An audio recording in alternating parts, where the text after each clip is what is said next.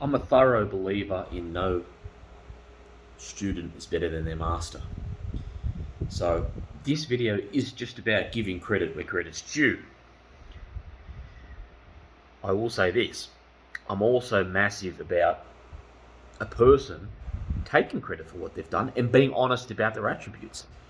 I'm very open about how strong I am, how good I am at particular things, and people often mistake in that for being proud, trying to make you jealous, and all the worst things about humanity.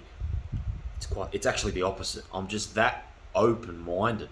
I'm that out there, and how can I say, not jovial, but I'm that sharing. Believe it or not, that's what it is. It is what it is. So I'm that type of person. And I strongly believe everyone should be like that. There's nothing wrong with saying, I'm Nathan Nabella, I bench press 250 kilos, and I'm one of the strongest fucking people in Australia. It's a fact. Doesn't mean I'm the strongest person in Australia. Well, that's possible. It doesn't mean that I'm better than everybody. You get my drift? It's just a fact of life. Does everybody do that? I don't think so. When I last checked, I don't think anybody else does that in the country. Maybe one or two people, but then you've got your legs and your fucking other stuff.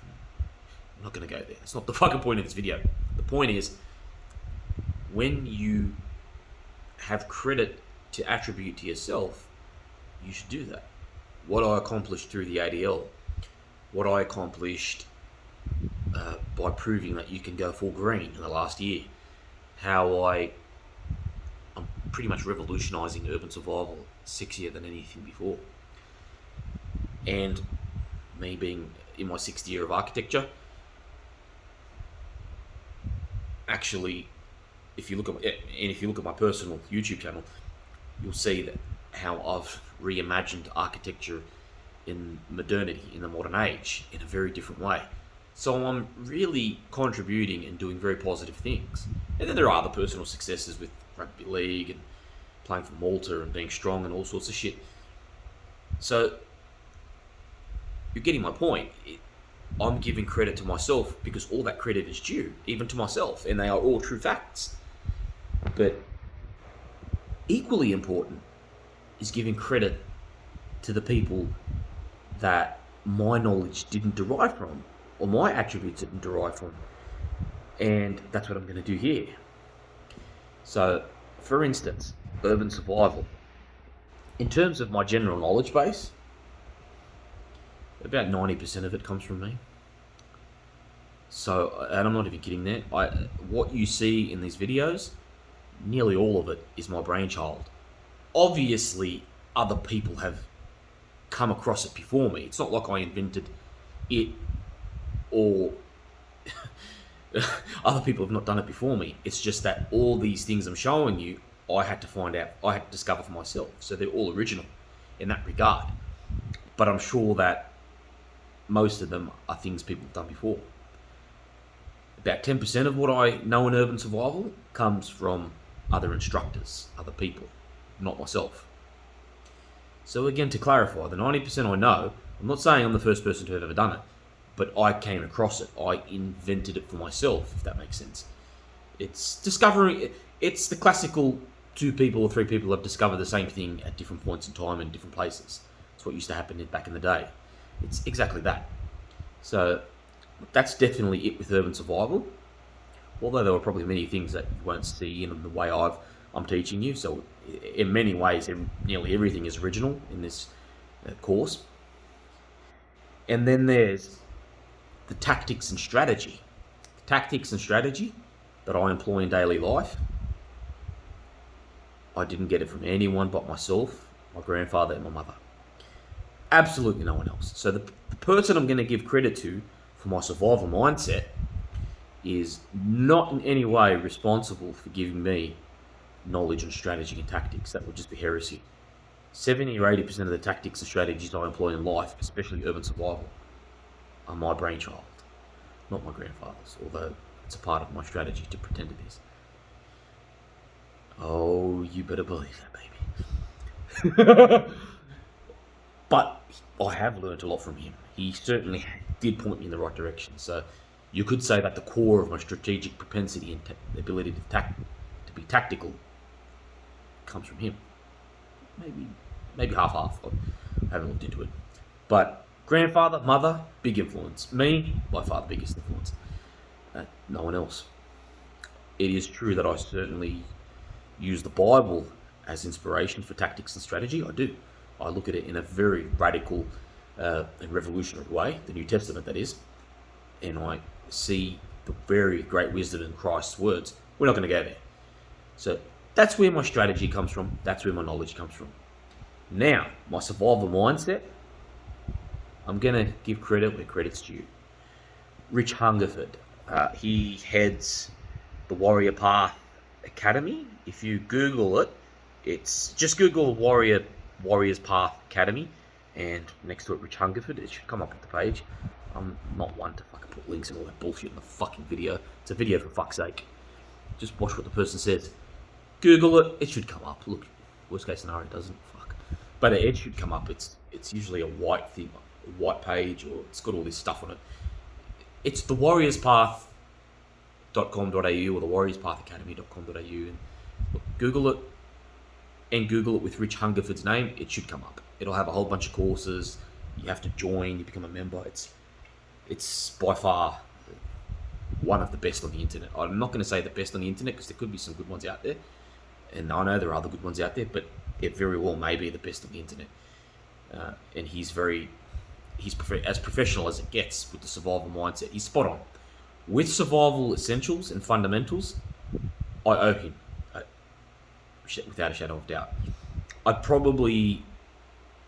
don't think I'd be lost without his courses. I think I'd still have survived as I did, but it would have been a lot harder and it would have taken a lot longer. His ability to form you into that survival mindset has that Australian kick to it, but that's what you want. He's right to the point. He perfectly divides survival mindset, survival itself, and bushcrafting and acting like a fucking dimwit in the forest. He covers urban survival. He covers a lot of urban situations, but he also covers wilderness. He does the best of both worlds. I'm not a professional in wilderness survival. I'm probably a lot better than I give myself credit for. I'm always out there. I certainly try to be. But I'm not a professional at wilderness survival. At all. Survival mindset, survival psychology, I'm now of a proficient competency, meaning professional. Urban survival itself, I'm going to tell you the best there is. And I'm backing myself with that. Wilderness survival, I'll give myself a 10 out of 100. There you go. So, and I'm probably much, much better than I think, but I'm still giving myself a 10 out of 100. Complete failure. Urban survival, I'm giving myself a 98 out of 100. Make what you want of that. But I'm doing the right thing, and I'm directing you to his channel because I think, paired with what I've got to say, I think they're two very, very, very good courses. His urban survival courses and this free YouTube course, which you'd probably pay big bucks anywhere else. It's certainly worth that. I certainly will charge money in future for other courses I put on the internet, on Udemy or whatever, when I get into the really sexy advanced stuff. But if you watch this free series as inspiration and you couple it with Rich's urban survival videos, and even his other wilderness survival videos, he always goes into the survival mindset, which is universal. Whether it's urban, wilderness, or you're on the moon, it doesn't matter. That is in order: shelter, fire, signaling, water, food. They obviously can vary depending on your operational demands, or that is your situational demands, but they are the essentials. And he doesn't beat around the bush. He cuts all the bullshit and goes straight to the point. And what you see in this YouTube course is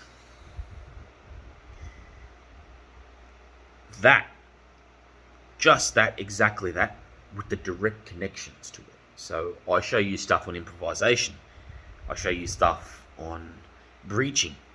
I show you stuff on hygiene. I show you all this important stuff, but it always directly relates to your ability to survive. It's not bushcrafting. None of this is bushcrafting. It's all ensuring survival. And I'm sure with time to come, there'll be better ways of me delivering it, because this is a free course. This is the first time I've ever offered a course, so it's a new thing to me. But I am definitely proficient in this field enough to teach you. Absolutely, without a shadow of doubt.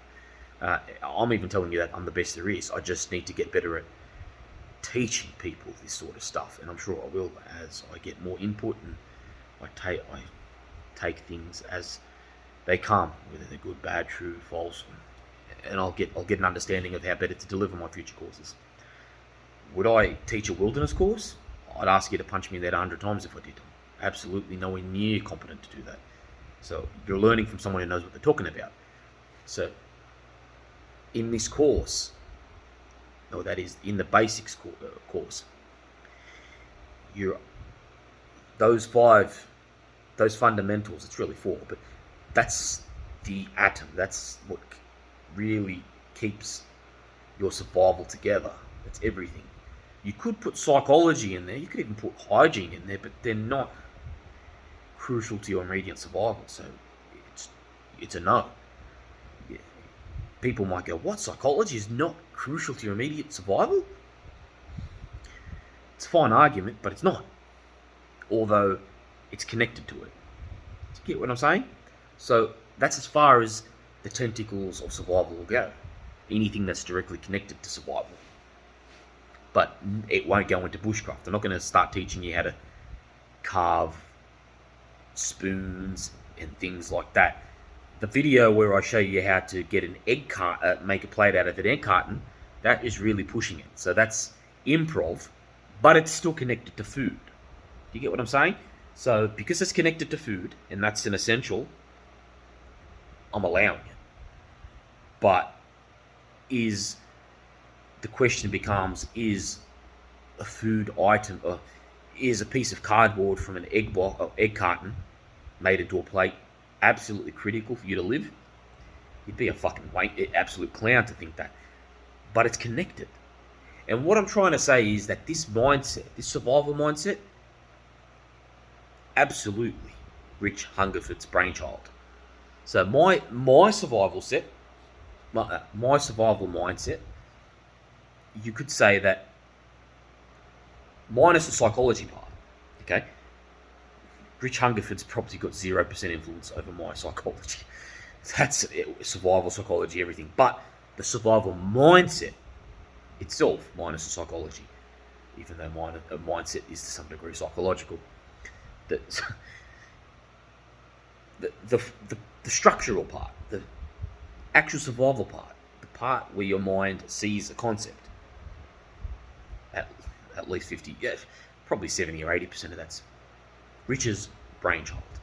So that's why I'm urging you, as a matter of necessity, to couple this series with him, because you're hearing it from his no bullshit demeanor. He just gets straight to the point and he's spot on with it. He's absolutely spot on. So full credit to him for equipping me with that knowledge, that mindset, and enabling me in this situation. Because with what I know and with that mindset, absolutely beautiful.